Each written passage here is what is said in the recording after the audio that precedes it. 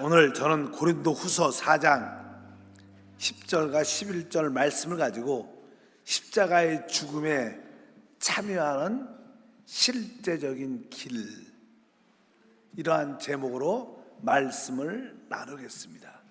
이번 주는 고난 주간이라고 우리가 말하고 있습니다. 사실 그리스도의 고난의 실제는 바로 십자가의 죽음을 의미합니다. 우리가 그리스도의 고난에 동참한다는 뜻은 바로 그리스도의 십자가의 죽음을 우리가 그대로 받아들인다는 뜻을 가지고 있습니다. 고난 자체가 중요한 게 아니라 바로 우리 자신이 죽음으로 끝나는 것을 의미합니다. 그래서 우리가 주님의 십자가의 죽음을 우리가 기쁨으로 그 죽음을 받아들이면 바로 부활의 생명이 나타납니다. 다른 말로 말하면 하나님이 나타나시죠. 오늘 특별히 본문 말씀에 고린도후서 4장 10절과 11절에 우리가 항상 예수의 죽음을 몸에 짊어집은 예수의 생명이 또한 우리 몸에 나타나게 하려 함이라. 바로 예수의 죽음을 우리 몸에 짊어졌다. 그리스도의 죽음을 우리가 받아들였다는 것입니다. 그럴 때 예수의 생명이 또한 우리 몸에 나타나게 하려 합니다. 11절에 우리 살아있는 자가 항상 예수를 위하여 죽음에 넘겨짐은 예수의 생명이 또한 우리 죽을 육체에 나타나게 하려 함이라. 우리 몸에 주님이 나타난다는 것은 바로 부활의 생명을 누린다는 뜻을 가지고 있습니다. 쉬운 말로는 하나님이 나타나는 것입니다. 우리가 고난 주간에 새벽과 저녁 기도회를 하고 있죠. 특별히 새벽 기도회는 언제 하나님이 나타나시는가, 거기에 대해서 말씀을 사실 나눴습니다. 언제 하나님이 나타나시는가? 쉬운 말로 말하면 바로 우리가 그리스도의 죽음을 받아들일 때 하나님이 나타나신다는 거예요. 왜? 우리의 끝은 하나님의 시작이기 때문에. 하나님이 언제 나타나는가? 그것은 바로 그리스도의 죽음을 받아들이는. 그러니까 우리가 주님의 부활을 체험하려면 그리스도의 죽음의 실제적인 체험을 가져야 됩니다. 그럼 우리가 그리스도의 죽음을 실제적으로 체험한다는 것, 우리가 그리스도의 고난에 동참해야 돼, 그리스도의 죽음을 받아들여야 돼, 우리가 이런 말을 할지라도 그 실제가 무엇인가 쉽게 우리 생활에서 어떻게 적용할 수 있는가를 알아야죠. 그래서 우리가 아브라함에게 나타나신 하나님의 내용을 다시 한번 점검해 보면 하나님이 이럴 때 나타나셨구나. 바로 아브라함이 그리스도의 십자가를 짊어졌을 때 나타났구나. 그것을 우리가 이해할 수 있습니다. 다시 한번 반복해서 말씀을 나눕니다. 사실 아브라함은 하나님께 부르심을 받은 자들입니다. 우리도 세상에 있을 때 하나님의 부르심이 환경적으로나 아니면 내적의 음성으로나 있었습니다. 하나님의 부르심이 있었지만 우리는 그렇게 즉각적인 순종을 하지 못했죠. 많은 사람들의 고백은 우리가 하나님의 부르심을 알고 있었는데 우리는 오랫동안 머물거리거나 지체했습니다. 그러한 우리를 하나님의 부르심에 순종하지 못하게 머무르게 하고 지체하게 하는 몇 가지 어떠한 요소들이 있죠. 사실 아브라함은 갈대아 우르에서 하나님의 부르심을 처음으로 받았을 때 바로 그곳을 떠나지 못했습니다. 확신이 없어서 떠나지도 못했고, 그러나 하나님의 음성, 환상을 보고 하나님이 떠나란 말을 갖고 있었지만 분명하지 않았기 때문에 지체했었습니다. 그런 가운데 자기의 형 하란이 그곳에서 죽게 됩니다. 그것을 봤던 아버지가 그 내용을 알고 있죠. 그래서 아버지가 주도적으로 아브라함을 데리고 그 하란을 떠나는 이야기가 있습니다. 원래 하란이라는 뜻은 머뭇거리다, 지체하게 한다, 이런 뜻입니다. 그러니까 아브라함에게는 형이라는 사람이 하나님이기 때문에 지체하는 요소, 아마 아브라함이 꿈을 꾸고 누군가가 절대자가 나타나서 이것을 떠나라고 말합니다. 그럴 때 아마 주도적으로 그 하란, 그의 형이 반대했을 겁니다. 뭐 꼭 그렇게 설명할 수는 없지만, 그런데 일찍 하란이 죽게 됐습니다. 그 아버지도 그것을 받고 아브라함도 받습니다. 아버지의 염려하는 마음으로 말미암아 아버지가 주도적으로 그것을 떠난 것을 알 수 있습니다. 그런데 그들이 그 갈대아 우르에서 떠났지만 하나님이 지시하신 가나안 땅까지 가지 않고 그 중간에 하란이라는 땅에 머물릅니다.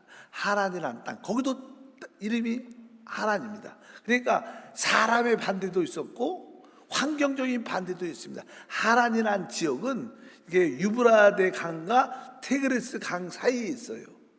그 강을 건너야지만 가나안 땅에 들어갈 수 있는데 그 강이 둘러싸서 웬만하면 그곳을 건널 수 있는 환경이 아닙니다.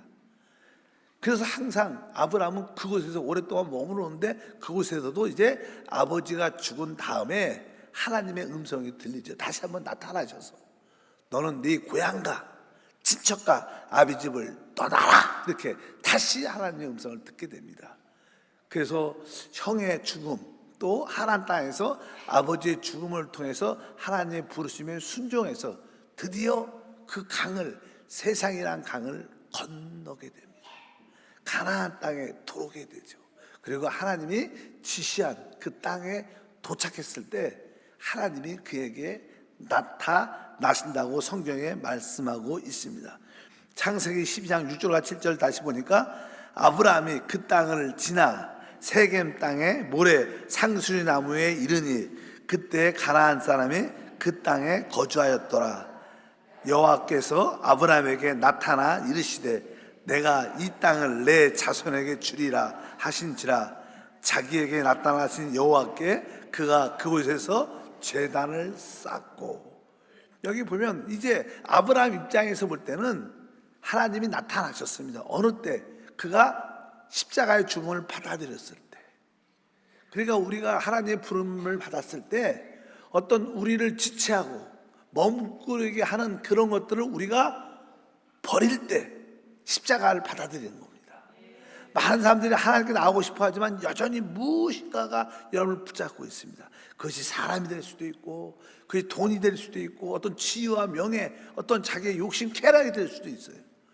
우리를 지체케 하는 그런 요소를 우리가 내려놓는 겁니다. 그걸 포기하는 겁니다. 그것이 곧 뭐예요? 우리에게는 힘들고 아프겠지만 그것은 바로 십자가를 받아들이는 거예요. 여러분 모두가 진짜 하나님을 향해서 가는데 방해하는, 머무르게 하는 그런 것들 내가 내려놓겠다, 포기한다. 이것이 곧 뭐예요? 그리스도의 십자가를 받아들이는 것이다.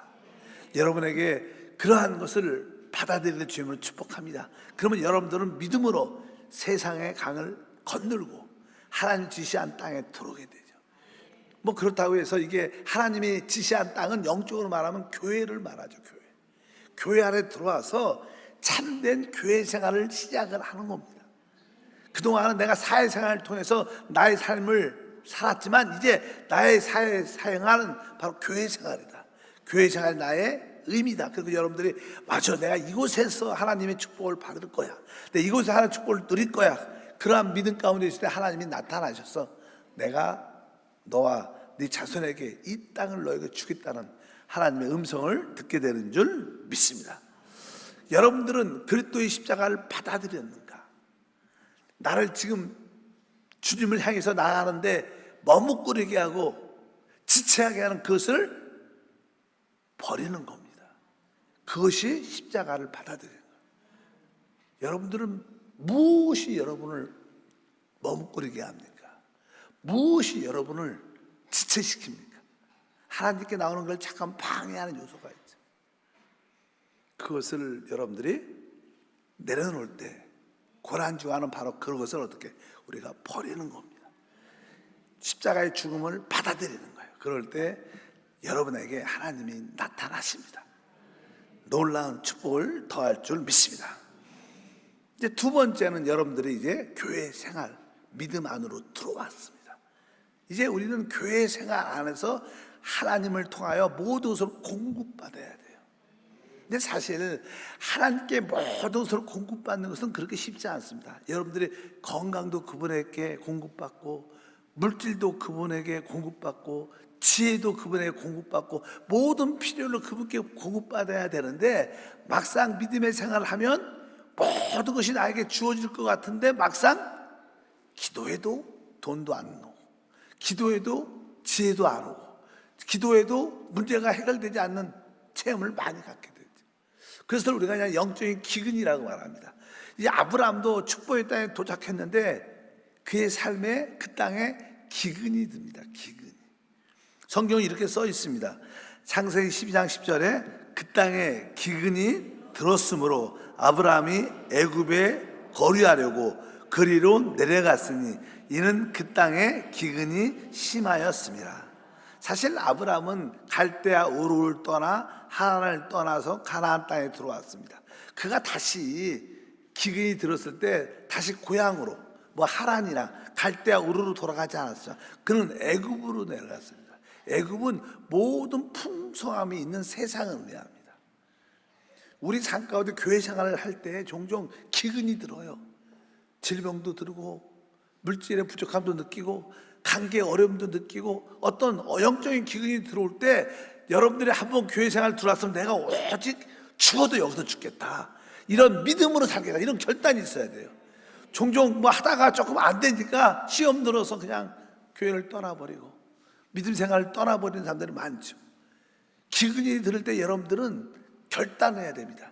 아, 내가 이 문제의 부족함에 대해서 내가 오직 교회 생활을 통하여 기도를 통해서 내가 응답받겠다.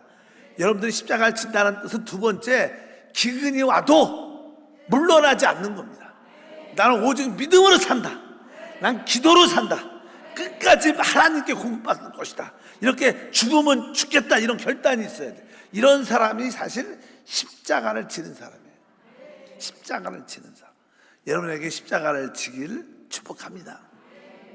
사실 전 개인적으로 사역을 할 때, 저는 개인적으로 우리 모든 성도들이 주 예수를 믿고 구원받고 죄사함 받고 이제 우리 성도들이 영과 생명으로 조성되는 겁니다.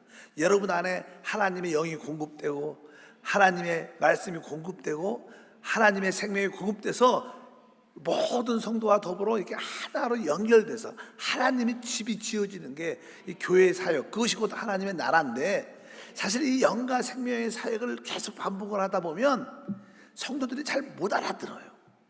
재미가 없다고 많이 그래요. 그래서 처음에 많은 성도들이 무슨 말인지 모르겠어요. 뭐 재미도 별로 없는 사람인데 예야도 잘 안 듣지, 그냥 성경 말씀을 하자니까 막 그래요. 근데 그냥 종종 그러면 성도들한테 우리 성도님들이 목사님 무슨 말인지 모르겠대요. 근데 뭐가 있긴 있는 것 같아 모르겠대. 어쩌든지 그런 이야기를 부정적인 이야기를 듣다 보면 좀 재밌고 좀 쉽고 이런 말씀을 전할까? 근데 종종 몇 달에 한 번 그런 설교하면 성도들이 되게 좋아해. 오늘 은혜 받았어요, 얼마나 재밌죠, 이렇게. 실제로 그래요. 그럴 때 갈등이 오죠, 갈등. 근데 그것도 하나의 어떤 영적인 기근이 와도 끝까지 믿음으로 오직 영과 생명이다. 왜? 하나님 말씀은 영과 생명이니까. 언젠간 이 말씀이 그들의 마음에 심어지면 이것이 참된 진리이기 때문에 그들이 변화될 거다. 그냥 기근이 와도 끝까지 오직 믿음으로 한다, 이렇게 1년, 2년, 3년을 계속 밀고 가는 게 쉬운 게 아니에요. 3년, 4년, 5년쯤 밀고 가니까 그때 성도들이 몇몇 사람들이 은혜가 된대, 깨달았대, 믿음이 이제 충만해졌대, 나에게 진짜 거듭난 영이 있대. 뭐 우리가 거듭난 영에 대한 이야기를 해도 그냥 영이란 단어만 알지 실제 체험이 없는 거예요. 계속 말씀을 전하고 주 예수 계속 부르짖으니까 어느 한두 사람들이 나에게 거듭난 영이 진짜 있고, 그 거듭남에 대한 인식, 영을 따라 산다는 것이 깨달아지는 거예요. 그러니까 그들에게 영적인 성장과 열매가 있기 시작하는 거예요. 어쩐지 우리 신앙생활 할 때 기근이 다가와요. 그럴 때 물러나면 안 됩니다. 세상으로 돌아가면 안 됩니다. 여러분들이 그러면 많은 사람들이 세상으로 돌아갔다가 진짜 원하는 것을 조금은 얻었을지를 몰라요. 근데 그 마음의 상처, 마음의 아픔, 마음의 힘듦이 훨씬 더 많았어요. 대부분 여러분들이 기근이 들어와서 세상으로 나간 분들이 많죠. 여러분 그리고 교회를 떠나서 한번 나가봤어요. 어때요? 마음에 갈등이 많아요. 뭐 세상에 가면 뭐 내가 필요한 입을 거 먹을 것이 좀 공급되는 것 같지만 마음은 절대로 안 편한 거예요. 늘 무엇인가 무거운 짐이 있고 답답하고 공허함이 있는 것을 다 압니다. 그래서 종종 한번 이렇게 세상에 나갔다 온 사람들은요, 정신이 교회 돌아오면 얼마나 교회가 좋은지 몰라요.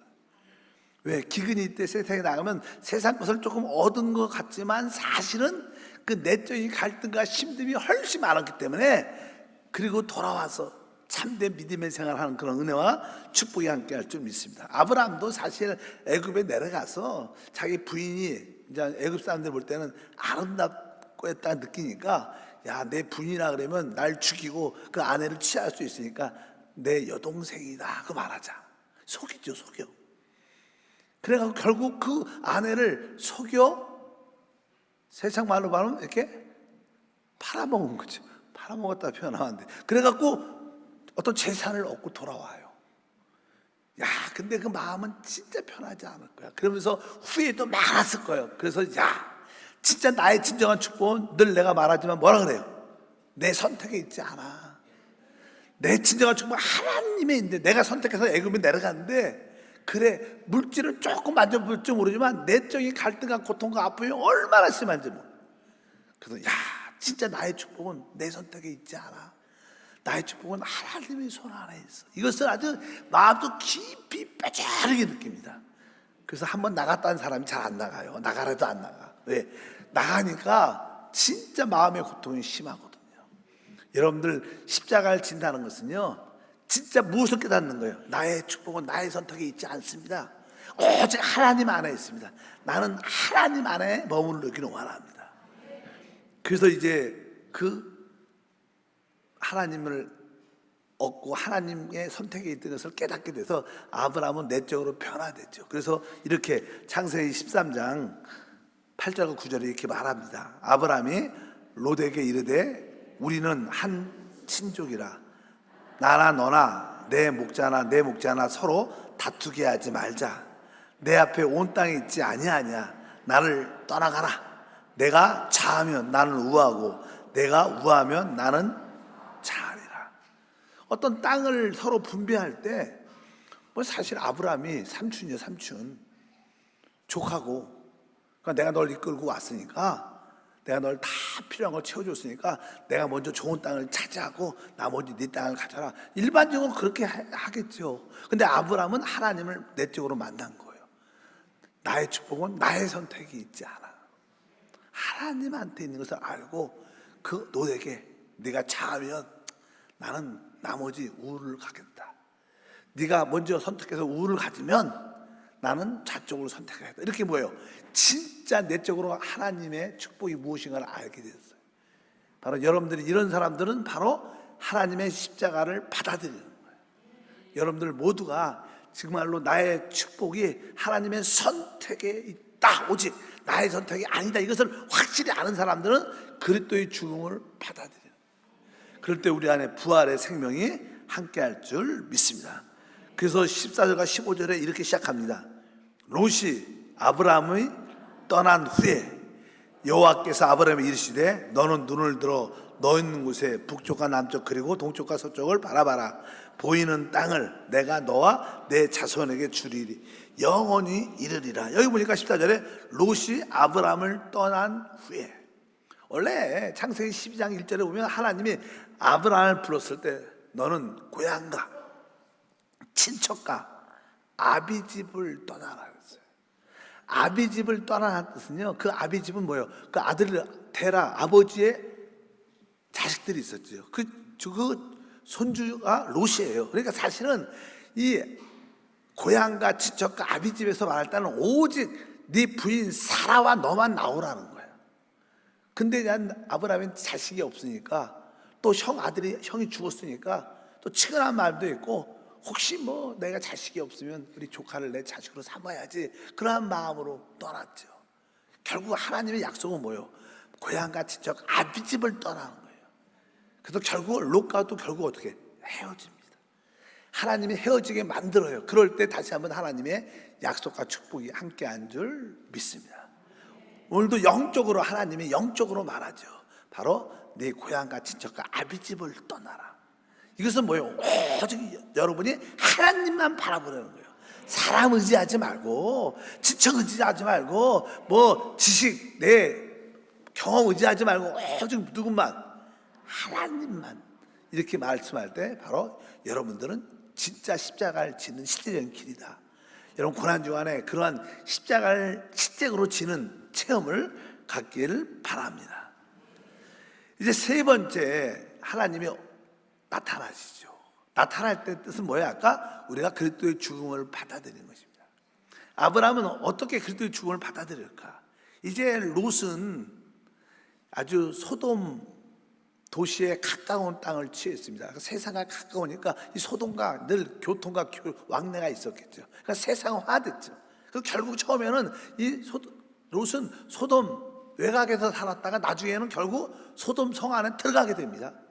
사람이 원래 그렇죠. 점점 그렇게 빨려 들어가게 돼요. 우리가 여기서 알아야 될 것은요, 우리가 깨어있지 않으면 세상의 영적인 포로가 될 수 있다는 거예요. 그래서 여러분들은 세상의 포로 되면서 빠져나오는 여러분 되길 주님으로 축복합니다. 롯이 실패한 크리스찬이 된 이유는 무엇인가? 그것은 바로 세상과 확실하게 절교하지 않았기 때문이에요. 여전히 세상에 미련이 있었기 때문에 자꾸만 한 발은 세상에 한 발은 하나님께 이렇게 하니까 결국 그것이 실패한 신앙이 되고 결국 귀신의 마귀의 포로가 돼서 어려운 가운데 있게 됐습니다. 우리 주변에 그런 사람들이 많죠. 그럴 때 여러분들은 그런 사람들을 영적으로 애통한 마음을 가져야 해요. 하나님, 그가 회복되기를 원합니다. 하나님, 그를 구출하기를 원합니다. 그가 모든 저주와 귀신의 세로부터 벗어나서 참된 믿음 안으로 들어오기를 원합니다. 그를 살려내기를 원합니다. 이런 뜨거움을 갖고 있어야 돼요. 그럴 때 여러분들은 이제 나만이 생각하는 게 아니라 다른 사람들의 영혼을 생각하는 거예요. 하나님, 내가 다른 사람을 영적으로 살리고 회복하기를 원합니다. 이런 마음으로 영적 전쟁을 수행해야 돼요. 영적 전쟁을 다른 사람을 위해서 영적 전쟁을 수행할 때 하나님은 그것을 기쁘게 여깁니다. 그래서 자기 집안에 있던 318명을 데리고 그 소돔 주변에 있는 네 왕과 싸워서 결국 롯을 구출해 옵니다. 이것은 뭐 영적 전쟁을 말합니다. 하나님, 내가 다른 사람들이 영적인 포로 되면서 구출하기 위해서 내가 영적 전쟁을 하기를 원합니다. 영적 전쟁 공간을 통해서 여러분들이 기도하고 부르짖고 묻기를 바랍니다. 하나님은 그 일을 기뻐하시죠. 우리의 봉사 섬김은 사람으로도 하나님께 드리는 것인 줄 믿습니다. 그래서 여러분들이 다른 사람의 영혼에 관심을 진짜 가질 때 여러분들은 그리스도의 죽음을 받아들여요. 십자가를 지는 거예요.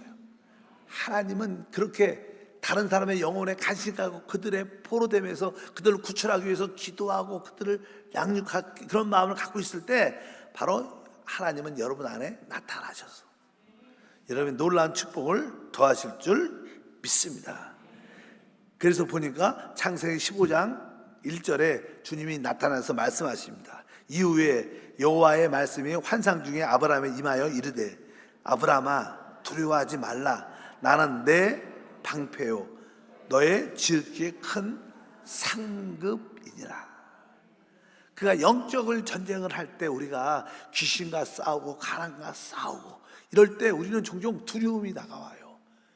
야, 혹시 지금은 내가 예수 이름으로 귀신을 결박하고 쫓아냈지만 또 돌아오면 어떡하지? 이 가난이 다시 돌아오면 어떡하지?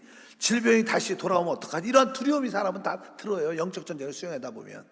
그때 주님이 내가 너를 지킨다. 내가 너의 방패다. 방패다. 두려워하지 말라. 이런 음성이 들립니다. 영적 전쟁을 수행할 때 성령의 음성, 두려워하지 말라. 내가 네 방패다. 이런 음성이 여러분에게 다 있는 줄 믿습니다.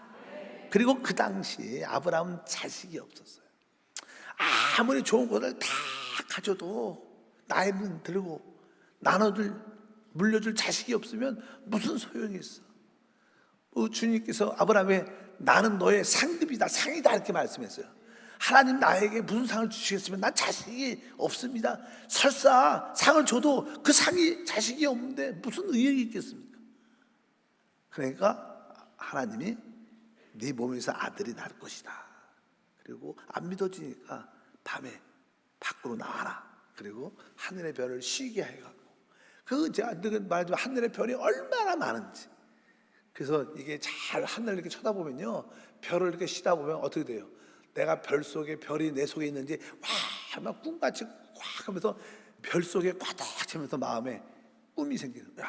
내 자손도 내 자식도 이렇게 많아질 것이다. 믿어진 거예요. 믿어진 거예요. 하나님이 하늘의 별처럼 네 자손이 많다는 그 말이 믿어진 거예요. 그러니까 하나님이 그 믿음을 의로 여기셨다. 그래서 하나님의 축복을 받는 역사가 함께 할 줄 믿습니다. 여러분들이 다른 사람을 위해서, 다른 우리 형제 자매들, 포로된 자들을 위해서 기도로 그들을 살리기 위해서 영적 존재를 수행하는 것이 십자가를 지는 거예요. 그리고 십자가를 받아들이니까 여러분에게는 부활의 영광, 하나님의 나타나심이 함께 할 줄 믿습니다. 그래서 다시 한번 하나님이 그때 내가 너에게 아들을 줄 것이다 이렇게 말씀을 하니까 이제 드디어 아들을 받겠다는 약속의 말씀이 있었어요. 그런데 우리는요, 하나님의 약속의 말씀을 딱 받아도요, 그 약속의 말씀이 금방 대부분 이루어지지 않아요. 이걸 알아야 돼요.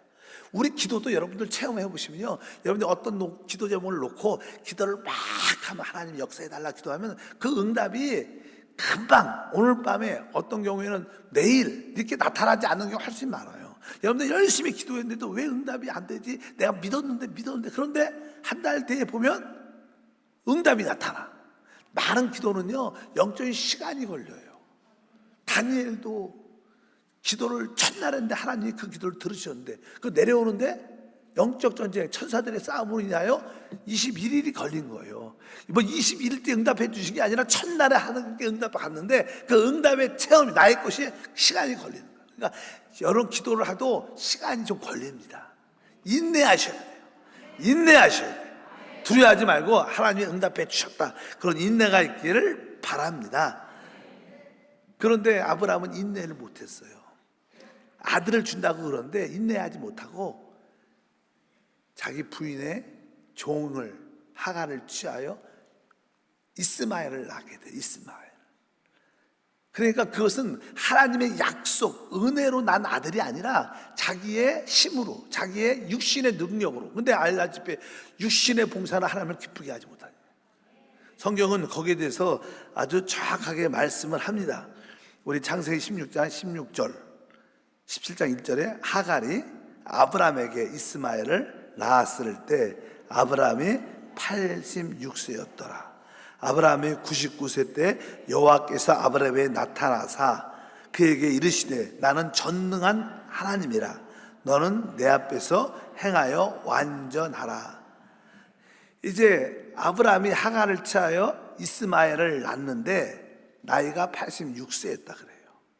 그리고 다시 오랜 시간이 지나서 다시 한번 하나님이 나타났어요. 그 나이가 성경에 보니까 뭐예요? 99세였어요. 그러니까 99세에서 86세를 빼면 13년 차이가 있어요. 하나님 13년 동안 하나님께 말씀하지 않았다는 거예요. 왜? 하나님은 육신으로 행하는 봉사를 받아들이지 않아요. 기뻐하지 않아요. 그래서 하나님도 그냥 침묵. 우리도 종종 부부관계도, 자식과의 관계도 조금 어떤 좀 원치 않는, 뭐 부부가 조금 서로 원치 않는 일로, 그러면 자식과의 관계도 그런 일들이 생기면 우리의 주특기들 말 안 해. 그냥 하루 이틀, 뭐 어떤 분들은 한 3일 만에 말하지만 어떤 분들은 그냥 뭐 질문도 대답도 안 하고 그냥 아침에 출근하고 돌아와서도 말 안 하고 이렇게 마음이 상한 거. 하나님도 마음이 상했어요. 몇 년 동안? 13년 동안 말씀이 없으신 거예요. 13년 만에 나타나셔갖고 다시 말하는 거예요. 난 전능한 하나님이다. 너 내 앞에서 완전히 행하라. 왜? 정확하게 말하는 거예요. 왜? 아브라함은 하나님의 약속을 받았는데 믿지 못했어요. 끝까지 인내하지 못했어요. 그래서 자기 힘으로 난 거야. 육신에 있는 자는 하나님을 기쁘시게 할 수 없습니다. 아브라함한테는 진짜 자식이 있지만 하나님 볼 때는 영적인 자식이 아닌 거예요. 그래서 13년 동안 하나님을 나타나지 않았다. 우리는 그래서 하나님이 이제 아브라함에 뭐라 그래요? 또 할례를 받아라 그래요. 할례는 뭐예요? 내가 신뢰하는 육신을 끝내는 거예요. 그래서 우리가 육신을 신뢰하지 않을 때 이 사람이 진짜 참 할례 바라고 성경은 말해요. 우리가 할례 받았나 안 받나는 어떻게 할 수 있어요? 외적인 할례가 아니라 나는 내 육신을 신뢰하지 않습니다. 나는 오직 거듭난 영으로만 삽니다. 이런 사람은 진짜 할례를 받은 거예요.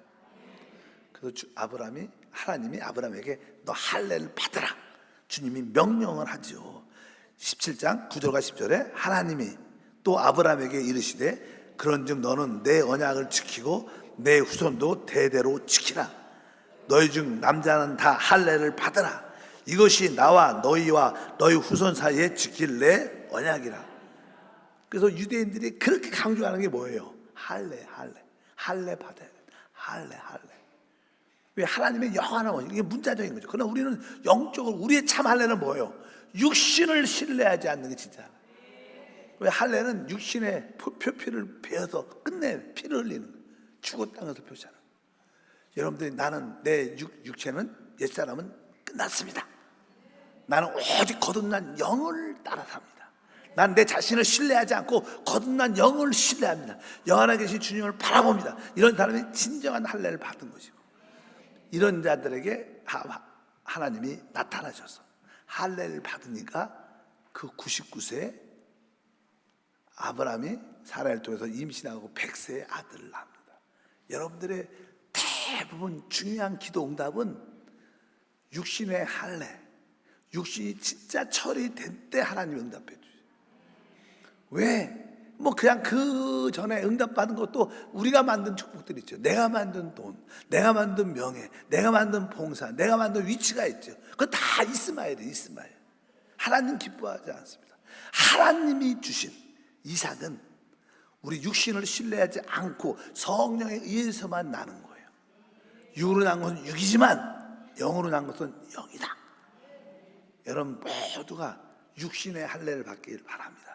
아직까지도 여러분 중에서 자기를 신뢰하고 자기의 능력을 신뢰하고 자기의 경험을 신뢰하고 내가 가진 재산을 신뢰하고 내가 배운 지식을 신뢰하고 다 육신이죠. 그런 건 하나님을 기쁘게 하지 못합니다. 진짜 내 육신이 끝났고 오직 성령으로 거듭난 영을 따라 삽니다. 이런 사람들이 진정한 할례고, 이런 자들에게 하나님의 약속이 응답으로 나타납니다. 그래서 여러분들이 영적인 할례를 받은 자들은 다 하나님이 약속하신 이삭을 다 갖게 돼요. 여러분 모두가 이삭을 선물로 받기를 축복합니다. 고난 주간에 하나님이 드디어 나에게 그 간절한 이삭을 허락해 주시면 감사합니다. 또 시간이 지났어요. 그냥 자식도 낳고 거의 한 18년에서 한 20년 지났어요. 어느 날 뜬금없이 하나님이 아브라함에게 너무 행복하게 사는데 나타났어요. 그 내용이 이겁니다. 22장 1절과 2절에 그 일 후에 하나님이 아브라함을 시험하시려고 그를 부르시되 아브라함아 하시니 그가 가로되 내가 여기 있나이다. 여호와께서 가라사대 내 아들 내 사랑 독자 이삭을 데리고 모리아 땅으로 가서 내가 내게 지시하는 한 산 거기서 그를 번제로 드리라. 하나님이 우리에게 축복이란 선물을 은사로 주십니다. 우리가 육신이 처리될 때 하나님은 우리에게 놀라운 은사를, 선물을, 응답을 주셔요. 이삭을 주셔요. 그런데 우리가 받은 그 선물로 받은 이삭이 우리 가운데 있어서 즐겁고 행복하게 사는데, 어느 날 하나님이 다시 하나님의 은혜로 선물로 주신 그 이삭을 나한테 바치라고 요구할 때가 있어요. 하나님이 여러분에게 이제 직장에서도 지위가 높고 사업장에 활성화돼서 경제적인 여유가, 물질의 여유가 있어요. 근데 어느 날 하나님이 내가 너에게 준 그 이삭 물질을 요구할 때가 있어요. 예를 들어서 이번 동탄에 교회를 세우는데 너 좀 해라 이렇게 말할 수도 있죠. 여러분들 그동안 어떤 분들은 그렇게 이런 이야기들이 하나님이 우리에게 은혜로 주신 선물들이 있는데 하나님이 어느 날 그걸 요구하신다. 그럴 때 여러분들은 그 요구하심에 절대 순종할 때 죽음을 받아들여요. 그래서 십자가를 지는 거예요. 십자가를 지면 여러분에게 부활이 나타나요. 하나님이 나타나요. 근데 우리 경험해 보면 우리는 대부분 그 하나님 주신 축복, 선물들이 있는데 그 선물을 나에게 바쳐라 이럴 때 우리는 대부분 머뭇거리고 순종하지 않죠. 그러니까 그 다음도 더 이상 있지도 않아요. 분명하게 여러분에게 하나님이 요구하십니다. 여러분의 시간을 요구할 수도 있고, 여러분의 몸을, 건강의 봉사를 요구할 수도 있고, 어떤 분은 아까 물질을 요구할 수도 있고, 어떤 분은 자기의 달란트를 요구할 수도 있고요. 어떤 분은 네 남편 아니 네 자녀들이 교회에서 열심히 너처럼 봉사하게 만들어, 그걸 요구할 수도 있어요. 여러분은 봉사해도 우리 애들은 공부해야 되는데 교회 안 돼. 주일만 다니면 돼. 뭐 그런 거 많잖아요. 근데 하나님이 요구할 수 있어요. 그럴 때 여러분들이 그 요구하시면 어떻게 순종을 하는 거예요. 그러면 여러분들은 주님의 그 고난 중간에 십자가의 죽음을 받아들이는 거예요. 그 순종할 때 우리에게는 부활한 이상이 나타나요. 부활한 이상이 우리 가운데 나타날 줄 믿습니다. 아브라함의 모습을 보면 이렇게 성경은 기록됩니다. 우리 4절부터 6절에 보니까 이렇게 말씀하죠. 제3일에 아브라함이 눈을 들어 그곳을 멀리 바라본지라. 여기서 내용에 보면요, 아브라함이 하나님의 음성을 딱 듣고 아침에 일찍 일어나서 그냥 하나님 말씀에 순종해서 갑니다. 즉각 순종이죠. 즉각 순종. 제가 아무리 봐도요, 뭐 사라한테 말하지 않았어요. 그냥 말도 안 하고 데리고 간 것. 왜 부인한테 이만했다간 갈 수도 없고 가지지도 않아. 뭐라 그럴까요? 날 죽이고 가라. 아마 그렇게 말했겠죠. 자식 하나님께 드린다는데 누가 허락할 얼마고. 아브라함은 아예 말도 안 하고 그냥 하지. 내가 하나님 만나러 갈 때가 있다. 그냥 3일 동안. 그것도 3일 동안으로 3일 동안. 우리 믿음은요, 그냥 숨겨도 한순간에 딱 이렇게 죽어야지. 그냥 감옥에 집어넣고 막 1년씩 있으면 난 건 못 견딜 것 같아. 이렇게 사람 많았어요. 빨리 끝냈으면 좋겠어. 모든 것이 빨리. 근데 하나님은 그 아들을 데리고 3일 동안 걸어가고 산에 도착한 3일 동안 얼마나 갈등이 많겠어. 그래도 끝까지 어떻게 순종했어요. 그래서 아들을 하나님께 번제로 드려오면서 칼로 빼서 죽이려고 할 때 하늘에서 음성에서 아브라함아 네 아들에게 손대지 말라. 네가 이제야 나를 경외하는 줄 아노라. 이제야 나를 경외한다. 경외한다는 것은요, 딱 두 가지 의미입니다. 하나님을 두려워하지만 사랑하는 마음이 같이 있는 거예요. 따라합니다. 경외. 하나님은 우리가 하나님을 경외하기를 원해요. 그것은 하나님을 사랑하지만 한편적으로 하나님을 두려워하는 마음. 이게 사실 믿음이죠. 믿음. 너무 어떤 사람들은 하나님을 안 무서워해. 하나님은 사랑이야. 그냥 사랑이야. 그래갖고 하나님을 두려워하는 마음이 전혀 없어. 너무 망정되게 행하는 사람도 있죠. 어떤 사람은 너무 하나님을 두려워해. 하나님의 사랑을 못 느껴. 이것도 완전한 믿음이 아니에요. 우리 하나님은 진짜 사랑이시지만 경외를 해야 돼. 그러니까 하나님이 말하죠. 이제야 네가 나를 경외하는 줄 안다. 그리고 나서 예비하신 순양을 잡게 하시고 야훼의 이레라는 그런 이름을 보여주시면서 아브라함의 노년에 놀란 은혜가 있게 되죠. 바로 우리가 하나님이 주신 그 은사와 선물, 축복에 하나님이 요구할 때 그것을 하나님께 드릴 때 여러분들은 진짜 그리스도의 십자가를 받아들이는 거예요. 오늘 말씀을 통해서 고난 중간에 특징이 뭡니까? 그리스도의 죽음을 받아들이는 거예요. 십자가의 죽음을 받아들이는 게 고난 중간의 실제입니다. 받아들이지 않고 고난에 끝나는 게 아니라 내가 끝나는 거. 하나님께 가까이 오는 것을 방해하는, 지체하는 것을 내가 버릴 때 바로 그것이 죽음을 받아들이는 거예요. 여러분들이 나를 위해서 사는 거에 있어서 나는 이제 다른 사람의 영혼을 위해서 살겠다. 영적 전쟁을 수행하는 자들은 다 그리스도 십자가를 받아들이는 줄 믿습니다. 그리고 육체의 열심이 아니라 오직 성령으로 나는 봉사하기를 원합니다. 그렇게 하는 사람도 십자가를 받아들이는 사람입니다. 하나님 주신 선물이 있을 때 그 선물을 어느 날 요구할 때 기쁨으로 내려놓는 절대적인 순종은 십자가의 죽음 안에 들어가는 거예요. 그럴 때 우리는 부활의 능력이 나타나고 하나님의 나타나심을 체험할 것이다. 그래서 여러분들이 이러한 그림을 마음에 잘 새겨서 영적 성장에 도움이 되게 진심으로 바랍니다. 저는 이 설교를 되게 좋아해요. 왜? 이건 나의 신앙의 영적 성장의 하나의 과정이고 하나의 그림입니다. 내가 어떻게 주님을 따르는지를 보여주는 내용이에요. 몇 번씩 들으면서 여러분들이 진짜 이러한 과정을 통해서 올라가게 되면 여러분 삶에 하나님의 나타나심이 항상 있을 겁니다. 그럴 때 놀라운 은혜와 축복이 함께할 것을 믿습니다. 하나님 감사합니다. 고난주간 성금요일 날 주님의 고난의 실제인 죽음을 우리가 다시 한번 받아들입니다. 하나님의 부르심에 적극적으로 우리가 순종하면서 죽음을 받아들이는 실제의 길을 알게 도와주옵소서.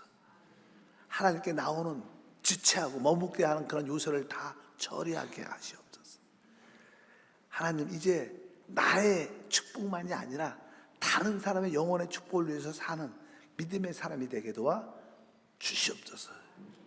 주신 약속을 끝까지 인내하면서 나의 열심이 아니라 성령으로 그 응답을 얻게 하옵소서.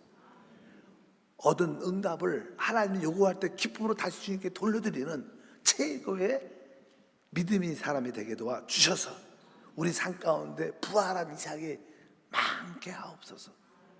예수 이름으로 기도합니다.